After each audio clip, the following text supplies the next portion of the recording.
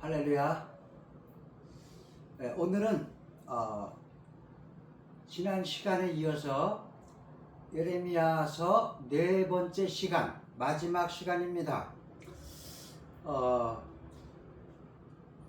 이 시간은 예레미야 시대의 영적인 삶, 즉 구속사의 위기인데요.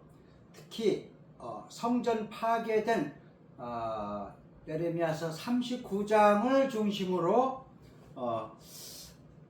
앞부분을 먼저 살펴봅니다. 39장이 예루살렘 성전 파괴되는 장이죠. 그러니까 그 앞에는 예레미야서 34장부터 38장까지 내용을 볼 텐데요. 하나님께서 위로의 메시지, 약속의 메시지를 예레미야를 통해서 전해준 후 다시 또 사건이 급변하는 내용을 소개하는데 시드기야 왕을 소개합니다. 당시 시드기야 왕은 남유다 마지막 왕인데요. 약속을 불이행했습니다. 예레미야 34장 15절 16절을 읽겠습니다. 그러나 너희는 이제 돌이켜 내 눈앞에 바른 일을 행하여 각기 이웃에게 자유를 선포하되 내 이름으로 일컬음을 받은 집에서 내 앞에 계약을 맺었거늘 너희가 돌이켜 내 이름을 더럽히고 각기 노아 그들의 마음대로 자유롭게 하였던 노비를 끌어다가 다시 너희에게 복종시켜 너희의 노비로 삼았도다. 아멘. 노예 해방을 하겠다고 시드기야 왕은 하나님께 약속을 했어요. 근데 그 약속을 어긴 거예요. 무슨 말씀이냐면은 시드기야 왕이 위기 상황 속에서 이런 약속을 합니다. 하나님께, 하나님, 제가 노비를 너무 많이 삼아서 왕궁과 왕궁 주변의 그 노비를 해방시켜 주겠습니다. 이렇게 하나님하고 약속을 했어요. 그리고 그 약속을 실행하겠습니다 하고 약속을 지키지 않은 거예요. 그러니까 이제 안식년 있잖아요. 희년 중에 이제 7년마다 이제 안식년에 노비를 풀어주는 제도가 있었잖아요. 그런데 구약의 규례도 지키지 않고 하나님께 불순종하는 거예요. 그래서 이때 황소를 잡고 마치 아브라함 때 하나님과 그 언약을 맺을 때 짐승을 이렇게 반으로 쪼개서 그 가운데로 지나가는 언약 체결식이 있었잖아요. 그런 형식을 띄어서 소를 잡아서 그러한 언약 체결 의식을 진행했어요. 내가 약속을 지키겠다고, 그리고 위기 상황에서 약속을 했는데 나중에는 이제 그 바벨론 군대가 잠시 빠져 있는 상태에서 이제 예루살렘 성전을 이렇게 둘러싸고 있었거든요. 바벨론 군사들이 이제 1차, 2차, 3차죠. 3차 예루살렘 성전을 1년 6개월 동안 그 예루살렘 성전을 둘러싸고 항복하라고 했는데 그 중간에 잠시 이제 그 바벨론 군대가 이렇게 잠시 후퇴했어요. 잠시 후퇴했었는데 시드기야 왕은 마음이 이제 변해버린 거죠. 노예 해방을 약속을 어긴 거죠. 하나님과의 약속을. 그래서 주님께서 이제 책망하는 거예요. 내 앞에서 계약을 맺었는데 왜 내 이름을 더럽히고, 아까 더럽히고 나왔죠. 노예를 풀어주기로 했는데 왜 안 풀어주느냐라고 주님께서 책망하시는 겁니다. 재밌네요. 그렇기 때문에 이것을 통해서 알 수 있는 것은 34장에 뭘 우리에게 제시하냐면은 예루살렘 멸망 이전에 시드기야 왕은 언약을 파괴한 왕이다. 여러분, 언약을 파괴한 왕이에요. 하나님께 신실하지 못한 왕이었습니다. 그러면서 35장에는 이제 레갑 사람들을 소개합니다. 레갑인들은요, 시드기야 왕과 이제 대조되는 인물로 소개하는 거예요. 시드기야 왕이 얼마나 악한 왕인지 이제 대조를 하는 거예요. 상황에 따라서 언약을 지키지 않아요, 시드기야 왕은. 그런데 레갑인들은 그렇지 않았다는 거예요. 자, 레갑 족속은 조상 때부터 이어내려오는 교훈이 있었는데 포도주를 마시지 말라. 두 번째, 너희들은 집을 소유하지 말라. 장막에 살면서 이곳저곳 다녀라. 그리고 포도원이나 밭을 또 소유하지 말라. 조상들로부터 내려오는 이제 유언이 있었습니다. 그런데 이 내용을 잘 지켰느냐 한번 보려고 레갑 후손들을 이제 예레미야가 방문을 했어요. 방문을 해서 포도주를 따라주면서 이거 마셔볼래? 하니까 레갑 족속들이 안 됩니다. 안 됩니다. 레갑인들이 포도주를 마시지 않아요? 절대로 마실 수 없습니다. 왜냐? 우리는 우리 조상들로부터 이미 교훈을 받았습니다. 절대로 교훈을 어길 수 없습니다. 라고 하면서 No. 그때 예레미야는 감동을 받은 거예요. 하나님께서는 레갑 사람 후손들의 신실함, 언약 약속을 지키는 신실함을 소개하면서 당시 이스라엘 백성들과 대비를 시켜 주는 거예요. 대비를 시켜줍니다. 자, 이어서 35장 14절, 레갑의 아들 요나답이 그의 자손에게 포도주를 마시지 말라 한 그 명령은 실행되도다. 그들은 그 선조의 명령을 순종하여 오늘까지 마시지 아니하거늘 내가 너희에게 말하고 끊임없이 말하여도 너희는 내게 순종하지 아니하는도다. 라고 기록하고 있습니다.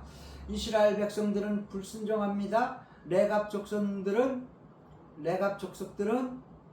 그 조상들에게 내려온 포도주를 안 마시는 정도인데 내 백성은 불순종하는도다 말씀하시면서 하나님께서 한탄하시는 모습을 소개합니다.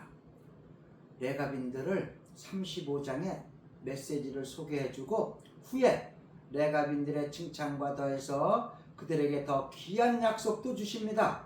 자, 레갑인들과 더불어서 또 하나를 소개해주고 있는데 36장에 바룩을 소개합니다. 바룩 아시죠? 그래서 예레미야는 20년 사역을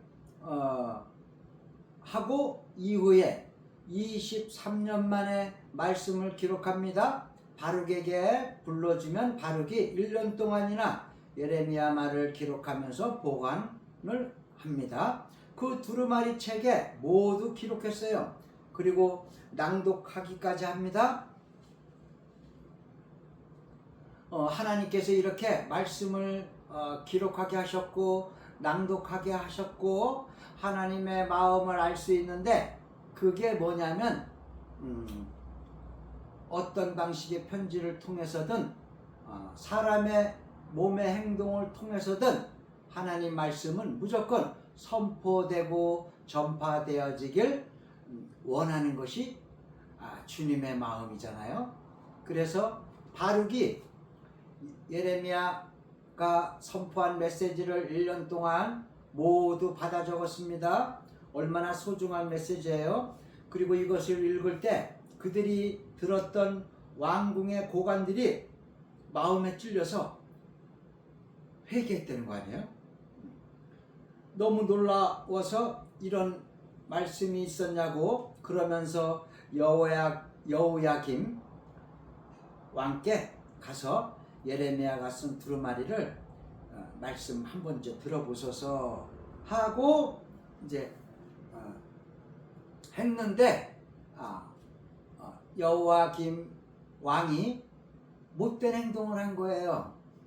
자, 36장 23절. 여우디가 서너 쪽을 낭독하면 왕이 그 낭독한 말씀을 면도칼로 그것을 연하여 베어 화롯불에 던져서 두루마리를 모두 태웠더라. 이게 웬일입니까? 하나님께서 예레미야를 통해서 기록한 그 말씀을 낭독해 주는데 여호야김 아시죠? 그러니까 지금 예레미야서에서는 6명인가요? 7명 그 왕들을 이제 기억해야 되는데 예레미야가 태어날 때는 므낫세 왕이 있었죠. 므낫세 왕. 그의 아들 아몬의 아들 요시야, 그 다음에 요시야의 아들 요시야의 차남이죠. 요시야, 그 다음에 여호아스, 그 다음에 여호야김. 여호야김이 큰아들이에요. 여호야김, 그 다음에 이제 여호야긴, 시드기야. 요 7명은 기억하셔야죠. 7명 왕은. 자, 그래서 지금 이제 여호야김이 그걸 면도칼로 쫙쫙 찢어요. 그리고 앞에 화롯불이 있는데 불에 태워버려요. 여호야김의 이런 악행을 합니다. 왜 36장을 기록했을까요? 예루살렘 성전이 멸망 직전이죠. 39장 앞이니까. 직전에 당시에 유다 왕들의 믿음 상태, 태도가 이렇다는 걸 보여주는 거예요. 성경은. 자, 하나님의 말씀을 어떻게 했다? 멸시했다. 왕들이 하나님 말씀을 멸시했어요. 요즘 우리는 그 정도는 안 하잖아요. 따라서 너희들에게는 심판이 찾아올 수밖에 없다. 멸망이 찾아올 수밖에 없다. 라고 하는 당위성을 소개하는 겁니다. 바룩이 그렇게 사역을 해도 여호야김이 왕이 그렇게 완악해졌던 것입니다. 그런데 또 시드기야 왕의 내용이 나옵니다. 이걸 보면 34장, 35장, 36장, 37장 이게 이제 연대순으로 기록된 게 아니에요. 시드기야가 나왔다가 또 여호야김이 나왔다가 이렇게 순서가 막 바뀌기도 하잖아요. 그러니까 여기는 주제별로 이해를 하시면 좋습니다. 아무튼 당시에 예루살렘 성전이 파괴 직전에 왕과 지도자들의 영적 상태에 대해서 소개하고 있고, 시드기야 왕을 이제 시드기야 왕이 예레미야를 찾아옵니다. 그리고 기도를 요청합니다. 왜 기도를 요청할까요? 하나님께 순종하려고 요청하면 얼마나 좋겠어요. 근데 그게 아닌 거예요. 자신에게 찾아온 순간적인 위기를 모면하기 위해서 요청을 하는 거예요. 기도 요청. 예레미야가 감옥에 갇힙니다. 그리고 바벨론 군대가 포위를 했다가 잠시 몇 개월 동안 포위를 푸는 때가 있었는데 그때가 이제 애국 이제 원정 이제이 파병되어서 잠시 풀었을 때 예레미야가 고향 베냐민 땅 아나돗으로 가려다가 성읍 문지기에게 걸렸어요. 그래서 문지기 왈 예레미야는 반역자다, 매국노다. 그래서 예레미야를 감옥에 가둔 겁니다. 그때 시드기야는 예레미야에게 음식을 줍니다. 그러나 감옥에는 가둬놓습니다. 참 아이러니하죠. 음식을 주면서 감옥에 가다놔요. 기도 요청할 때는 언제고 예레미야 위기 때는 감옥에 풀어주지 않고요. 자, 예레미야 37장 21절을 읽겠습니다. 이렇게 핵심 가지고 지금 연결을 하는 거예요. 이에 시드기야 왕이 명령하여 예레미야를 감옥들에 두고 떡 만드는 자의 거리에서 매일 떡 한 개씩을 주게 하며 성중에 떡이 떨어질 때까지 이르니라. 예레미야가 감옥에 머무니라. 예레미야를 감옥에 가둔다는 것은 하나님 말씀을 가둔 거랑 다름이 없죠. 예레미야가 하나님 말씀 선포하는데 가둬놓으면 선포를 어떻게 해요? 그러니까 하나님 말씀을 가두는 거랑 같은 셈이에요. 선지자를 핍박하는 겁니다. 이것이 바로 예루살렘 성전이 무너지기 직전의 당시의 상황입니다. 감옥들에 있는 구덩이에 빠지게 됩니다. 당시 고관들은요, 예레미야가 선포한 메시지를 좋아할 리 없죠.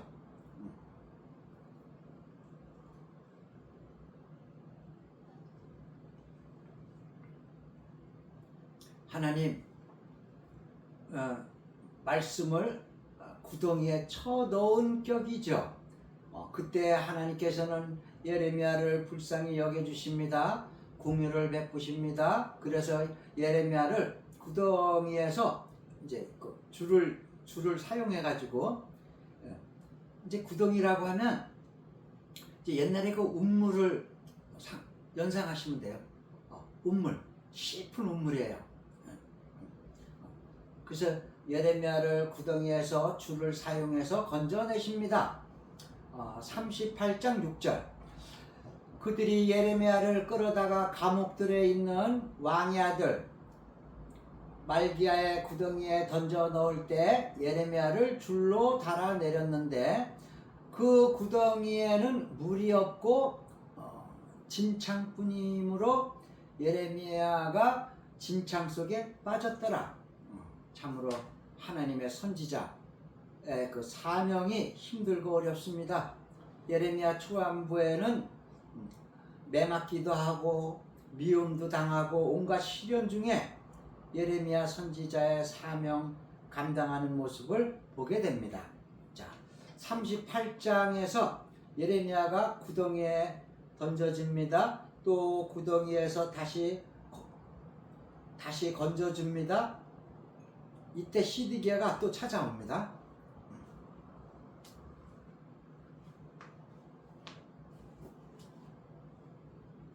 자, 시드기야 왕은요, 얼굴이 너무 두꺼운 분 같아요. 너무 뻔뻔하고. 하나님 말씀을 들으면 뭐예요?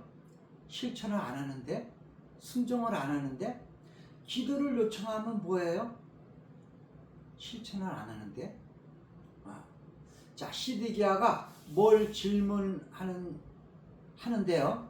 38장 14절에 시드기야 왕이 사람을 보내어 선지자 예레미야를 여호와의 성전 셋째 문으로 데려오게 하고 왕이 예레미야에게 이르되 내가 네게 한 가지 일을 물으리니 한마디도 내게 숨기지 말라.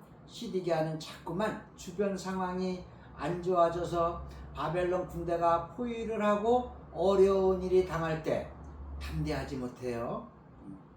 몰래 예레미야를 성전 문으로 들어오게 해서 거기서 물어봅니다. 하나님의 뜻이 뭐냐고. 이렇게 시드기야는 하나님의 뜻을 알려고 열심은 했어요. 그때 예레미야는 뭐라고 말할까요? 왕이시여, 걱정하지 마시오. 걱정하지 마소서. 하나님이 도와주실 겁니다. 하나님이 왕과 함께 하실 겁니다. 그런 말씀을 전했을까요? 아니죠. 예레미야가 이렇게 답변합니다.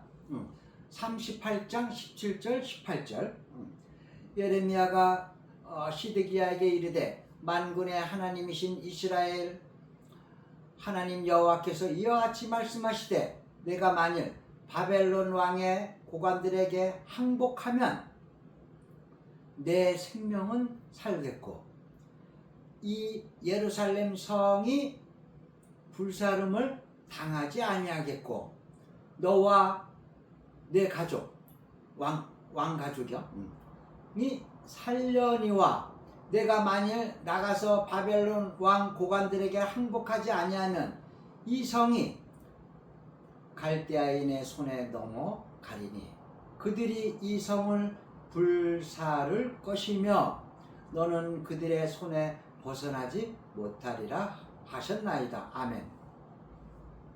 예레미야는요 감옥 구덩이에 빠지고 감옥에 갇히고 그래도 예레미야의 그 메시지는 변하지 않아요. 일관성이 있어요. 아무리 자기 목에 칼이 와도 왕이 예레미야를 회유하고 협박해도 예레미야는 어떤 권력에도 하나님께 주신 메시지를 가감없이 전합니다. 따라서 예레미야는 참 선지자죠. 우리가 요즘 본받아야 돼요. 예레미야 본받아야 됩니다. 예레미야에게 전하는 메시지가 뭐예요? 시드기야 왕에게 좋은 메시지면 괜찮은데 왕에게 항복하라는 거예요. 하나님의 뜻이니까 누가 좋아하겠습니까? 이 말씀 드리면 시드기야 왕은 개인적으로는 항복을 원하고 싶은데 살아야 되잖아요. 그래서 아마 개인적으로는 항복하고 싶은데 그런데 왜 못했냐? 그 주변의 그 신하들 참모들 때문에 구국계통의 그 신하들까지 왕이 말합니다. 무슨 말씀입니까? 항복하라니요? 절대로 항복할 수 없습니다. 그 신하들이 있고 참모들이 있으니까 이렇게 항복을 못 하겠다는 거예요. 하나님이 항복하면 목숨 살려주지요. 그 다음에 예루살렘 성전이 약탈은돼도 성전은 불타 없어지지 않는 거예요. 그 건물은 그대로 남아있는 거예요. 바꿀 수 있잖아요. 예레미야 시드기야 왕이 항복하면 바꿀 수 있잖아요. 성전하고 성전 하나님의 몸된 교회잖아요. 자, 그 이제 주변 신하들 때문에 참모들 이제 그 연세 많으신 이제 구국계통의 신하들이 있어요. 그러면 모두 사는 길입니다. 시드기야 왕은 원래부터 안 들었어요.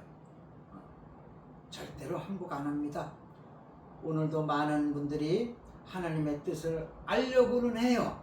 그러면서 성경 말씀을 묵상하기도 하고 기도도 열심히 하고 설교 말씀도 듣기도 알기도 하는데 막상 하나님의 뜻이 전해지면 순종은 안 하는 거예요. 순종 안 하는 거예요. 이게 참 아이러니합니다. 시드기야가 이걸 못했어요. 듣기는 많이 하고 알려고는 하려고 하는데 순종은 안 해요. 이런 현상이 이사야 시대 때도 있었습니다. 이사야 58장에 보면은 당시에 그 많은 사람들이 하나님께서 선지자들에게 나와서 주의 뜻이 무엇냐고 질문해도 알려주는데도 순종하네요. 그래서 결국 시드기야가 불순종으로 마무리합니다. 그래서 39장이 소개됩니다. 39장은 아까 말씀드린 대로 예루살렘 성전이 파괴되는 장이죠. 예루살렘 성전을 포위하고 시드기야가 소식을 알고 밤에 야반도주합니다. 역사학자 그 요세푸스 기록을 보면 자녀들과 밤에 도주하는 거예요. 그래서 예루살렘 뒷문으로 도망 도중에 바벨론 군사에게 잡힙니다. 시드기야 왕과 자녀들이 두 아들이 있었거든요. 청소년들이에요. 지금 시드기야 왕도 40대 전후예요. 청소년들이 2명 있으니까 남자아이들이. 자, 시드기야 왕 자녀들이 두 아들이 왕 앞에서 아버지 앞에서 처단합니다. 그리고 이제 시드기야 왕은 이제 두 눈이 뽑히잖아요. 안과 의사를 모시고 와서 눈을 빼는 게 아니에요. 그 날카로운 그 칼로다 시드기야 왕 두 눈을 뽑죠. 자, 39장 6절 7절을 읽겠습니다. 바벨론 왕이 림나에서 시드기야의 두 눈앞에 그의 아들들을 죽였고 느부갓네살 왕이 또 유다의 모든 귀족을 죽였으며 왕 느부갓네살이 시드기야 왕 눈을 빼게 하고 바벨론으로 옮기려고 사슬로 결박하였더라. 시드기야 왕의 최후의 모습입니다. 앞에 34장에 시드기야를 소개했고 이렇게 왕이 하나님의 언약을 어겼다라는 겁니다. 말씀에 불순종했다는 겁니다. 하나님께서 말씀하십니다. 지도자들이 문제라고요. 백성, 성도들이 문제입니까? 성도님들은 하나님보다 더 좋아하는 분이 있으면 안 돼요. 다시요. 성도님들은 하나님보다 더 좋아하는 사람이 있으면 안 돼요. 유의하셔야 됩니다. 넘어지고 상처받을 수 있어요. 중요한 건 하루빨리 회개하시길. 성령님은 오늘도 기다리고 계십니다. 회개하라는 거죠. 이사야서 59장 20절 말씀에 죄가에서 떠난 자들이 죄가에서 떠난 자들, 죄는 다 짓잖아요. 죄는 짓지만 회개를 했느냐 안 했느냐. 그래서 그 59장 20절 21절 그 다음에 이제 60장 1절로 넘어가는데 거기서 이제 하나님이 빛을 막 주시거든요. 누구한테 주느냐? 모두에게 다 주는 게 아니고 죄가에서 떠난 자, 회개한 자에게만 하나님이 빛을 비춰주시고 빛을 주시는 거예요. 이어서 그분들이 천국을 가는 겁니다. 이사야서 66장 마지막 절 22, 23, 24 거기는 천국과 지옥이 나오잖아요. 종들은 천국 갑니다. 악인들은 지옥 갑니다. 거기서 그 종들은 방금 말씀드린 이사야서 59장 20절 거기서 회개한 자, 통회한 자를 말하는 거예요. 그분들만 회개 안 하면 천국 못 가는 거예요. 그래서 우리는 매일매일 크고 작은 것들 내가 회개 안 한 것이 있나 꼭 점검을 하셔야 됩니다. 자, 이어갑니다. 자, 예레미야 39장 8절 9절 자, 39장 예레미야 예루살렘 파괴를 성전 파괴를 소개하고 있죠. 여러분, 예루살렘 성전이 파괴는요 정말 가슴 아픈 이야기죠. 예루살렘은 하나님 이름을 두신 곳이잖아요. 또 하나님의 성전이 있는 곳이고 또 하나님께서 거주하는 곳인데 이방 왕 느부갓네살 왕 군합발에 무참하게 짓밟히는 모습을 소개하면서 하나님께서는 몇 가지 말씀을 주십니다. 예루살렘 성전이 파괴될 수밖에 없었다라는 겁니다. 첫 번째가 백성들이 죄를 범하였기 때문에 죄를 범하였는데 회개를 안 해요. 불순종을 하였기 때문에 하나님의 언약 말씀을 대적하였다라고 반복적으로 소개하고 있습니다. 두 번째는 하나님 약속대로 이루어진다. 예루살렘 성전 파괴될 약속을 지속적으로 예레미야를 통해서 예레미야 1장부터 38장까지 쉼없이 말씀하셨잖아요. 예레미야가 선포했잖아요. 그런데 백성들은 듣지 않았어요. 왕도 듣지 않았어요. 하나님께서 예루살렘의 종말의 모습을 그들의 눈앞에 확실하게 보여주신 겁니다.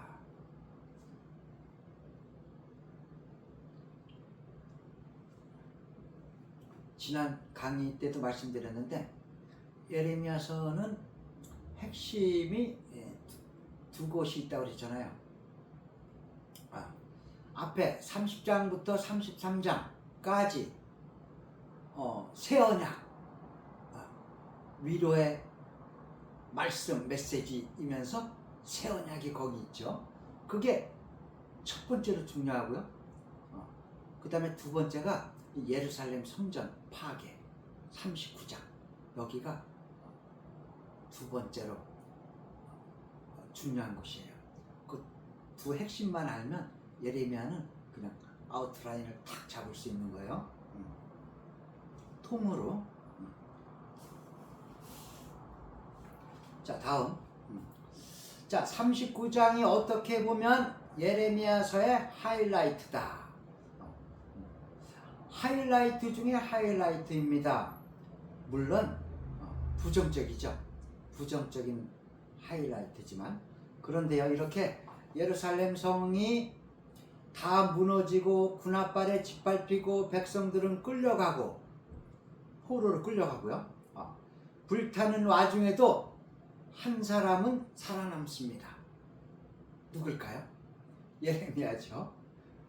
하나님이 선지자 예레미야는 꽉 붙들고 있는 거예요. 보호해주고 있는 거예요. 백성들은 끌려가고 불타는 와중에도 한 사람은 살아남습니다. 누굴까요? 예레미야입니다. 39장 13절 14절 이에 사령관 느부사라단과 내시장 느부사스반과 궁중장관 네르갈 사르셀과 바벨론 왕의 모든 장관이 사람을 보내어 예레미야를 감옥들에서 데리고 사반의 손자 아이감의 아들 그다랴에게 넘겨서 그를 집으로 데려가게 하며 그가 백성 가운데 사느니라. 살았다 이거요. 죽지 않고. 자, 여러분, 예레미야가 감옥들에 갇혔죠. 누가 감옥에 넣었습니까? 유다 왕조 시드기야 왕이 신하들이 감옥에 넣었죠. 누가 풀어줍니까? 원수인 바벨론 왕 군사령관이 풀어줍니다. 참으로 아이러니하죠. 그러나 하나님께서는 바벨론을 심판의 도구로 사용하지만 심판의 와중에서도 하나님의 말씀에 신실한 예레미야는 건져짐의 도구로 사용하는 거예요. 예레미야는 건져주잖아요. 진정으로 하나님을 신뢰하고 하나님의 사람들은 어떠한 심판이, 어떠한 재난이, 어떤 것이 와도 두려워할 필요가 없어요. 왜요? 하나님이 신원해 주시고 지켜주시고 보호해 주시기 때문이죠. 이사야서에 보면 남은 자가 있거든요. 예루살렘 성이 멸망 시점에 남은 자 한 사람, 예레미야입니다. 그래서 예레미야가 석방되는 모습을 39장에서 소개합니다. 39장에 하나님께서 심판도 하시지만 하나님을 신뢰하는 자는 반드시 신원해 주신다, 갚아 주신다, 보상해 주신다, 나타나신다 라는 메시지를 우리에게 주는 겁니다. 시드기야 9년 10개월에 포위되고 몇 년 동안에 얼마나 포위했느냐? 예루살렘 성읍을 1년 6개월 동안 포위당했다 그랬어요. 바벨론 느부갓네살 왕 군사들이 그냥 전쟁을 해서 며칠 만에 끝나는 게 아니고 그 시대 때는 국가마다 나라마다 성이 있다고 그랬잖아요. 성을 뺏기면 진다고 그랬잖아요. 그래서 지금 1차, 2차, 3차에서 군사들이 예루살렘 성전을 둘러쌌는데 1년 6개월 동안 둘러쌌다 이거예요. 그러면 이제 그 앞에 그 북이스라엘 사마리아 성은 3년을 사마리아 성을 둘러쌌죠. 공성전 했다고 그래요. 공성전. 공격해서 성을 빼앗는 전쟁, 공성전을 3년을 했다. 여기 예루살렘 성전은 1년 6개월을 했다. 그리고 보면 사마리아 성이 더 튼튼한 것 같아요. 3년을 했으니까. 그래서 11년 4월 9일에 전쟁 종식이 되면서 성전 안이 완전히 노출되죠. 아수르장이 되죠. 두려움도 임했고 양식뿐만 아니라 사람들은 시한부 인생으로 얼마나 두려움에, 이것이 하나님의 심판입니다. 하나님의 심판은 무섭습니다. 그러나 심판 중에도 하나님을 신뢰한다면 하나님께서는 살려주신다는 거죠. 오늘날 우리 성도님들도요, 뭘 두려워해야 됩니까? 하나님을 두려워하고 하나님을 신뢰해야 되죠. 그러면 하나님은 건져주십니다. 그래서 예루살렘 함락이 39장입니다. 자, 그리고 이제 40장부터 45장의 신학적 메시지와 묵상. 여기서는요, 39장에서 함락됐고 40장부터는 그 이후의 사건들, 예루살렘 성읍과 유다 백성들에게 발생했는가를 이제 조명해 주는 내용입니다. 예루살렘 성이 무너지고 난 후에 시드기야 왕이 먼저 예레미야를 풀어줬는데 그 군사들이 예레미야를 못 알아봐서 포로로 끌려가면서 예레미야도 같이 이렇게 묶여서 포로로 끌려가다가, 그래서 묶여서 가는데 느부사라단이 예레미야를 발견했어요. 어떻게 예레미야를 알았는지 모르겠네요. 그 시대 때도 오늘날처럼 정보가 아주 대단했네요. 자, 예레미야, 이 사람을 왜 끌고 가느냐 하면서 예레미야를 풀어줍니다. 그때 느부사라단이 예레미야에게 3가지 옵션을 줍니다. 첫째, 너 우리랑 같이 가서 바벨론으로 가서 살자. 너는 지켜줄게. 거기서 집을 주고 살게 해줄게. 이 내용을 보면 바벨론의 그 정보력이 대단했죠.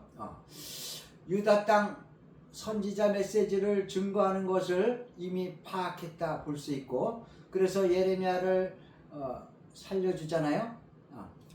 첫 번째 옵션은 바벨론으로 가자. 두 번째 옵션은 당시에 유다의 총독을 세우는데 그달랴입니다. 예레미야, 너 그와 함께 같이 살래? 그달랴랑. 아니면 남아있을래? 세 번째 옵션은 예레미야, 너 원하는 곳 어디든지 가라. 오케이 해줄게. 그때 예레미야는 유다 땅에 머문다고 합니다. 왜요? 끝까지 사명을 감당하기 위해서죠. 자, 40장 6절, 예레미야가 미스바로 가서 아이감의 아들 그다랴에게로 나아가서 그 땅에 남아있는 백성 가운데서 그와 함께 사느니라. 죽지 않고 사느니라. 아멘. 그와 함께 살리라. 누구와 함께요? 역사의 고난 중에 예레미야는 자신의 안락과 편안함을 선택하지 않고 백성과 함께 거하면서 그들과 함께 사는 길을 선택했다라는 겁니다. 이렇게 끝까지 사명을 감당하려는 예레미야의 모습을 우리에게 소개합니다. 다음에 41장에는요. 예루살렘 성전이 완전히 혼돈을 겪게 됩니다. 유다 총독 그다랴가 살해가 됩니다. 그다랴 당시 바벨론 왕 느부갓네살 왕이 총독으로 세웠는데 국론이 분열되고 총독이 살해되고 하나님의 은혜가 그치고 성전이 파괴되고 말씀을 어긴 대가가 이렇게 심각하다는 것을 우리가 알 수 있는 겁니다. 42장의 당시의 모습이 혼란과 혼돈에 빠졌잖아요. 그 많은 백성들이 하나님의 뜻을 구해요. 그때도 구하고 지금도 구하고 시드기야도 구하고 백성들도 구하고.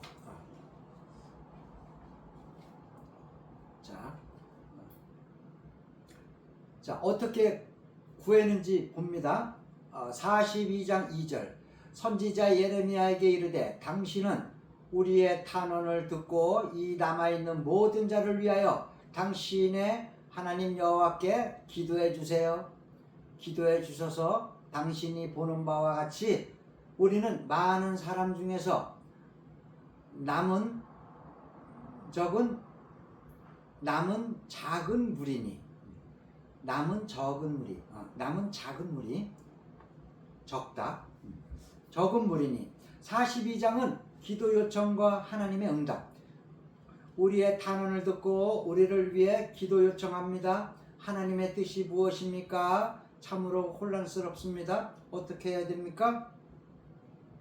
하나님께 기도 응답해 달라고 예레미야가 찾아왔어요. 예레미야에게 찾아왔어요. 이때 예레미야가 백성을 사랑하기 때문에 그냥 보낼 수 없잖아요. 그래서 예레미야가 기도하고 하나님께 응답을 받는데요. 얼마나 기도했냐면은 열흘 동안 기도해요. 그 후에 하나님께서 응답을 주십니다. 뭐라고 응답을 주십니까? 42장 11절 12절.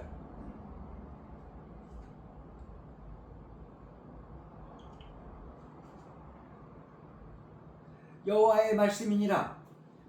너희는 너희가 두려워하는 바벨론 왕을 겁내지 말라. 내가 너와 함께 있어 너희를 구원하며 그의 손에서 너희를 건지리라. 두려워하지 말라. 내가 너희를 불쌍히 여기리니 그도 너희를 불쌍히 여겨 너희를 너희 본향으로 돌려보내리라 하셨느니라. 아멘.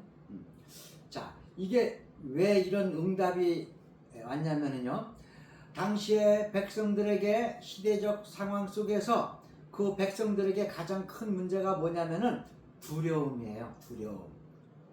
어떻게 될 것인가? 이 나라가 어떻게 될 것인가? 우리의 운명은 어떻게 될까? 누가 이 나라를 다스릴 것인가? 그 두려움이 막 엄습해 온 겁니다. 급하게. 총독도 죽고 예루살렘 성전이 완전히 볼 수 없어요. 아수라장이 됐잖아요.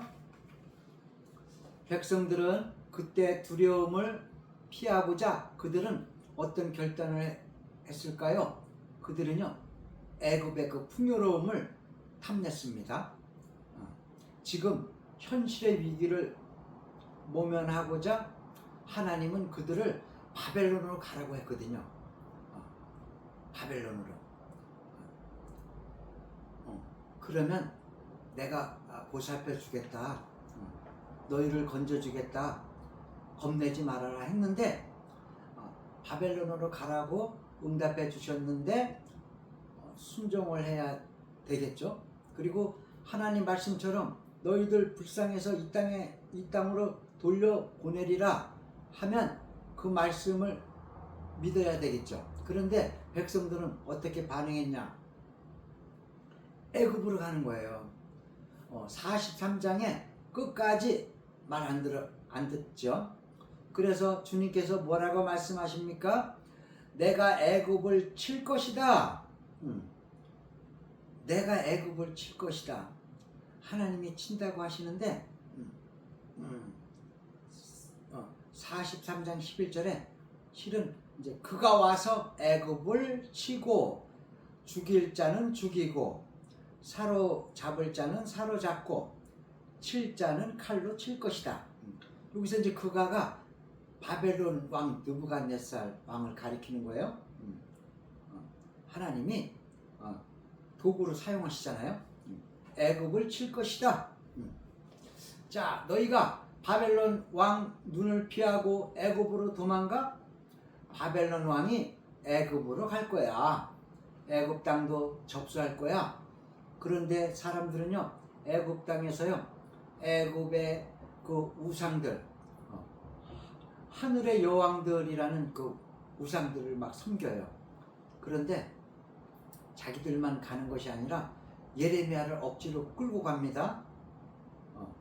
말씀을 어기고 또 예레미야를 방패 삼으려고 끌고 같이 가는 모습이죠.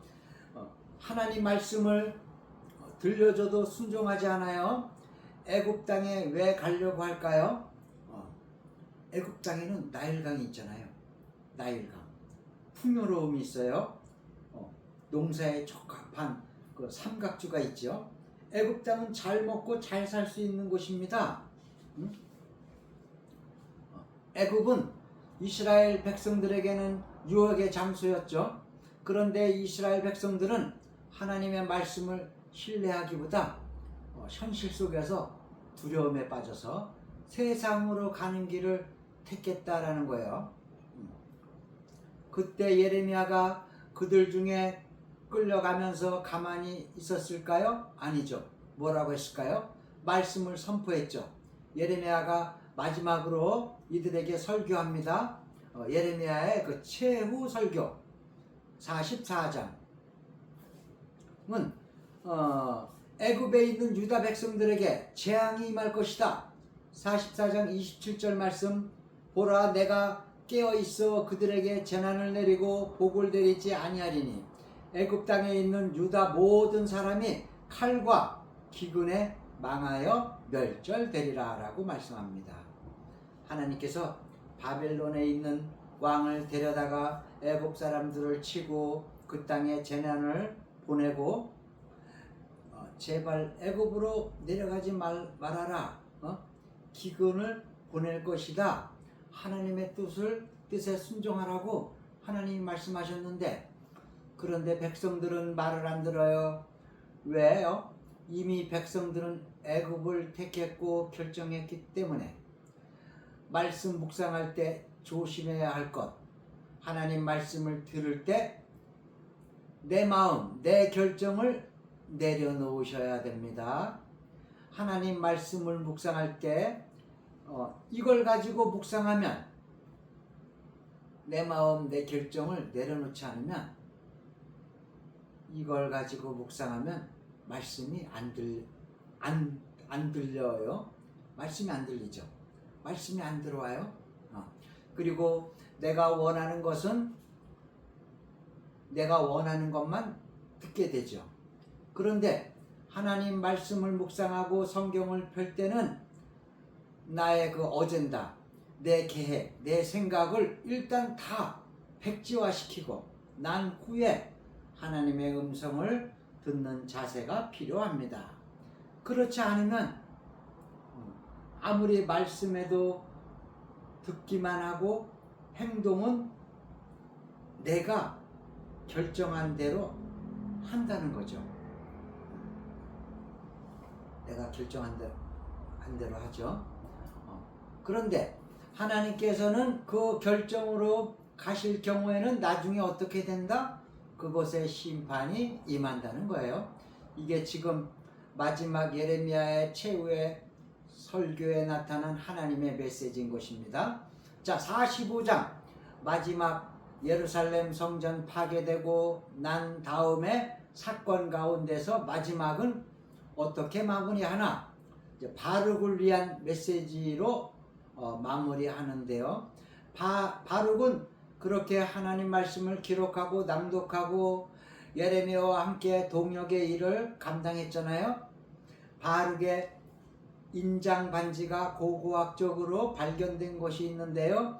구글 쪽에 찾아보시면 바룩의 인장 반지가 나옵니다. 참고해 보세요.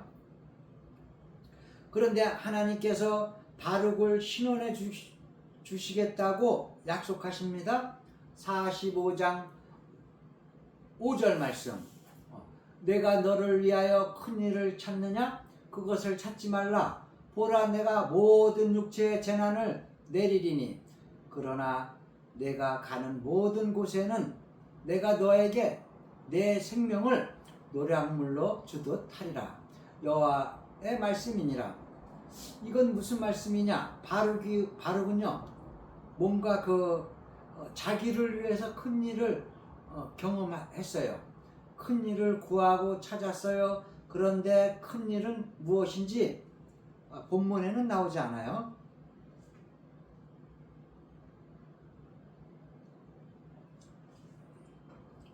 아무튼 자신을 위하여 뭔가 일을 계획했는데 어떤 사역, 쓰임을 받는 큰 일인데 어떤 일인지 그런데 하나님이 바룩에게 너 그것 찾지 마라.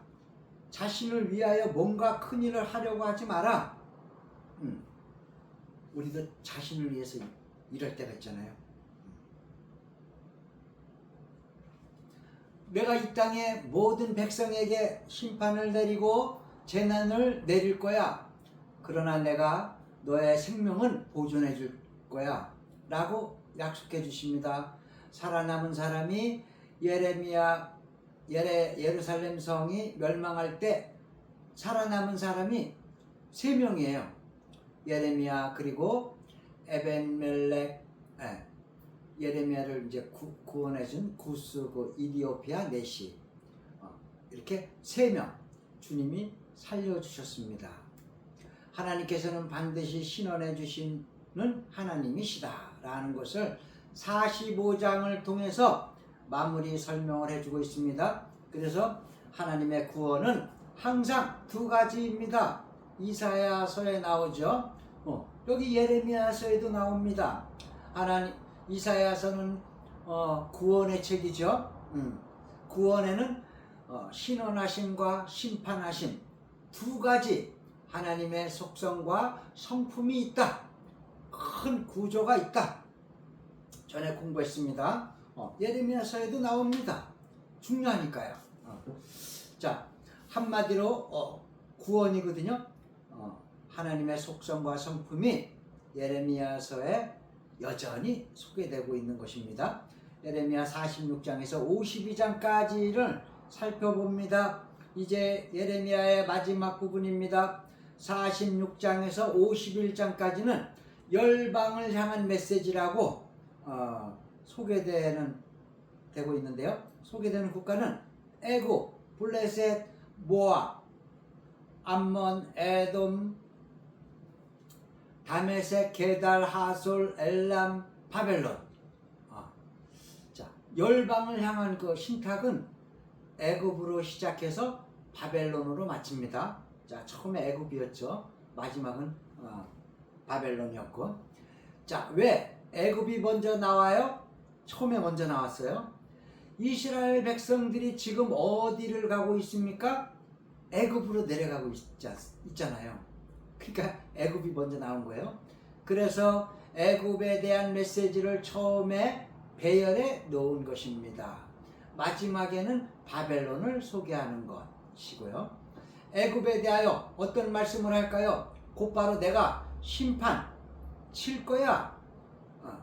46장 17절 멸망하는 애굽 왕 바로 그들이 그곳에서 부르짖기를 애굽의 바로 왕이 망하였도다. 그가 기회를 놓쳤도다. 이스라엘 백성들은요, 지금 바로 왕을 의지하고 그쪽으로 가고 있잖아요. 하나님께서 내가 바로 왕을 칠 거다 말씀하십니다. 그러니까 바벨론 왕 느부갓네살 왕을 통하여 칠 거야 라는 거죠. 하나님이 직접 치시는 게 아니고 바벨론 왕 느부갓네살 왕을 도구로 사용하신다. 자, 다음 47장은 블레셋에 대한 말씀입니다. 하나님께서 블레셋 사람들을 유린하시리라 말씀하십니다. 그리고 두로와 시돈에 남아있는 바 도와줄 자를 다 끊어버리는 날이 올 것입니다. 여호와께서 갑돌섬에 남아있는 블레셋 사람을 유린하시리라. 다음 모압에 관한 말씀 48장. 블레셋도 그렇고 애굽도 그렇고 모압도 그렇고 열방을 향한 메시지에서 주로 심판 메시지가 많이 나옵니다. 심판의 이유가 뭐냐면요, 한결같이 열방의 교만입니다. 교만, 열방의 교만입니다. 열방의 교만을 지적하고 있습니다. 하나님을 의지하지 않고 그리고 또 자신의 백성을 수치당하게 한 것에 대해서 하나님이 책망하십니다. 예레미야 48장 7절 내가 내 업적과 보물을 의뢰함으로 너도 정복을 당할 것이요 그모스는 그의 제사장들과 고관들과 함께 포로되어 갈 것이라. 너희들 왜 너희 업적을 의지하냐? 너네들의 보물을 의지하냐? 너도 정복당할 것이다.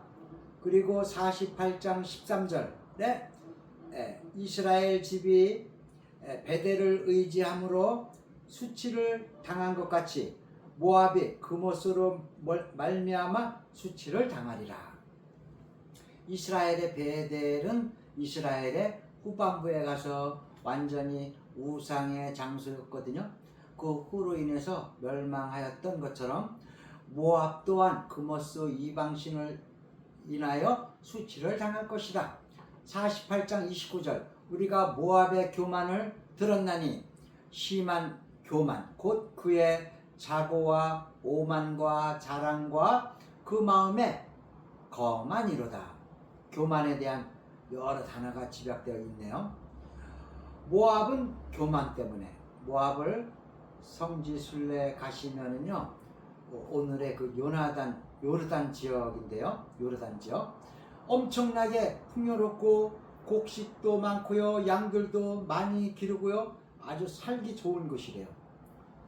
풍요로 인해서 교만에 빠져 있는 이방신을 섬겼기 때문에 모압을 책망하시는 겁니다. 4번 암몬, 에돔, 다메섹, 짠짠 이렇게 나와요. 이거는 이제 좀 생략하고, 자 이제 뭐 게달, 하솔, 엘람은 이제 교만의 산이 멸망의 산이 될 것이다 면서 교만을 지적하고요. 아무튼 열방 메시지의 핵심은 뭐다? 교만이다.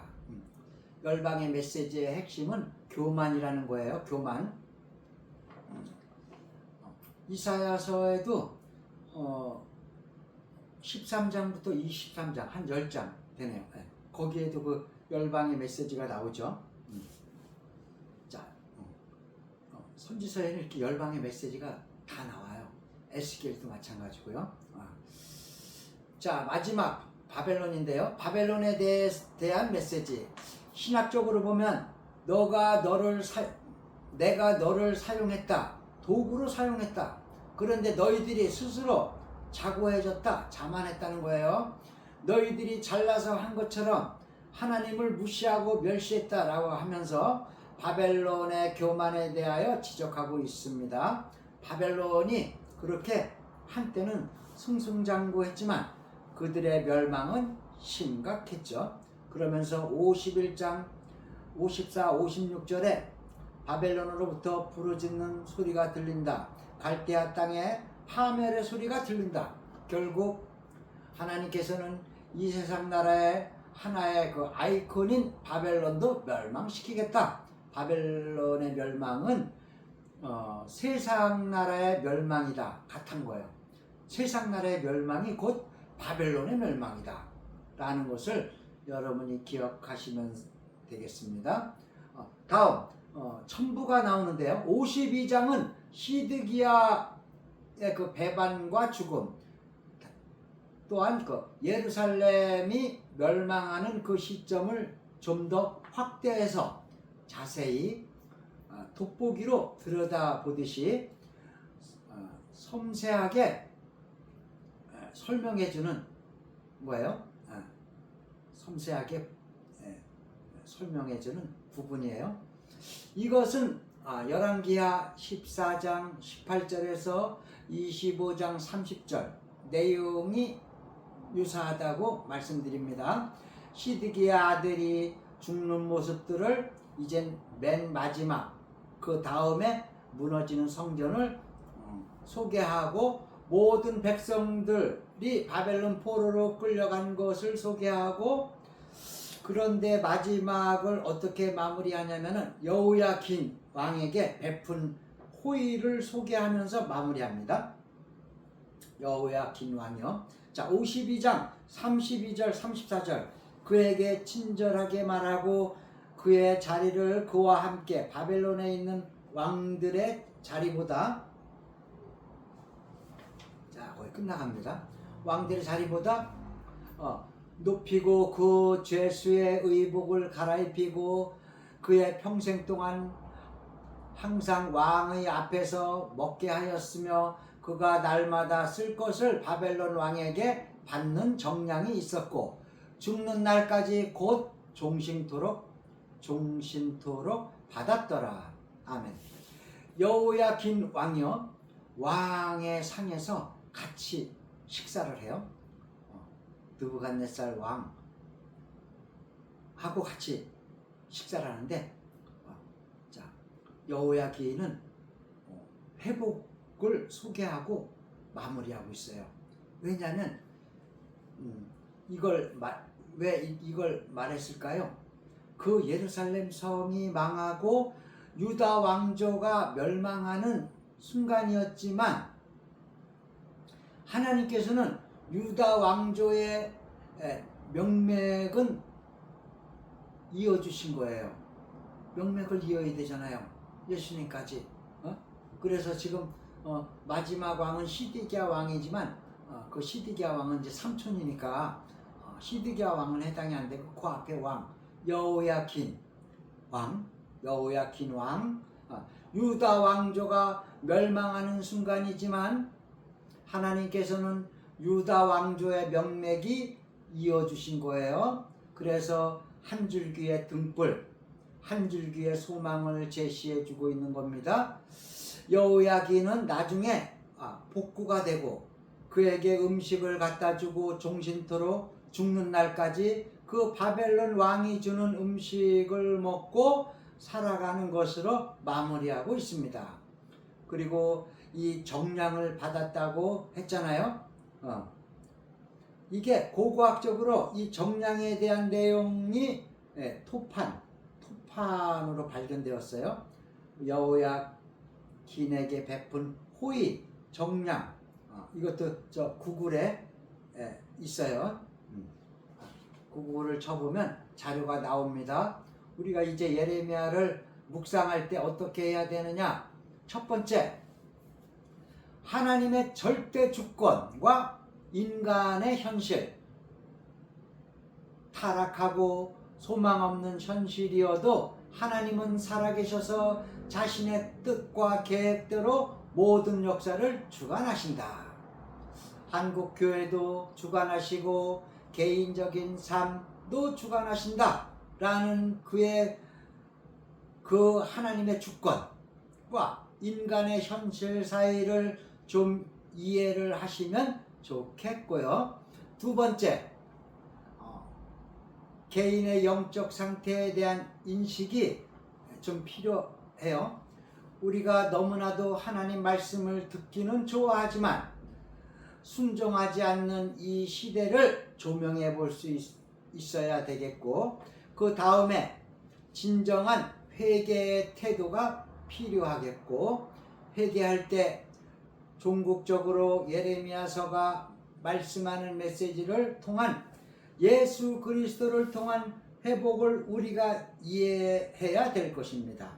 그래서 예레미야서 각 장을 묵상할 때 죄의 회개에 대한 메시지가 많이 나오는데요. 그럴 때 한 장 한 장에서 물론 다 회복의 메시지가 나오진 않아요. 죄를 지적하는 메시지를 받고 난 다음에 적용할 때는 늘 모든 적용의 포인트는 누구로 가야 되냐면 신약의 예수 그리스도의 십자가, 그의 보혈, 그의 용서로 가서 각 장을 적용을 해야 될 것입니다.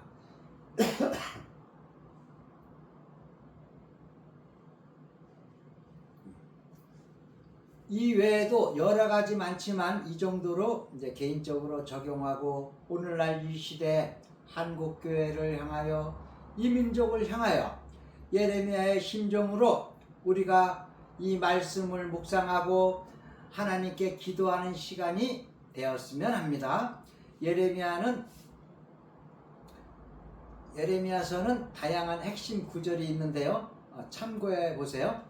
자, 예레미야 26장 13절, 29장 11절, 12절, 13절, 31장 4절, 31장 33절, 32장 27절, 33장 15절. 이거 33장 15절 중요하잖아요. 자, 핵심 구절들을 여러분들이 암송하시면 아주 좋아요. 핵심만 지금 말씀드렸어요. 예레미야서는 굉장히 길었지만 그동안 이 특강을 경청해 주셔서 감사하고요. 예레미야서를 묵상하면서 예레미야의 심정으로 우리 자신과 공동체 그리고 한국교회를 보는 눈이 비치어져서 성령의 기적을 체험하시기를 주님의 이름으로 축원드립니다. 감사합니다. 수고하셨습니다.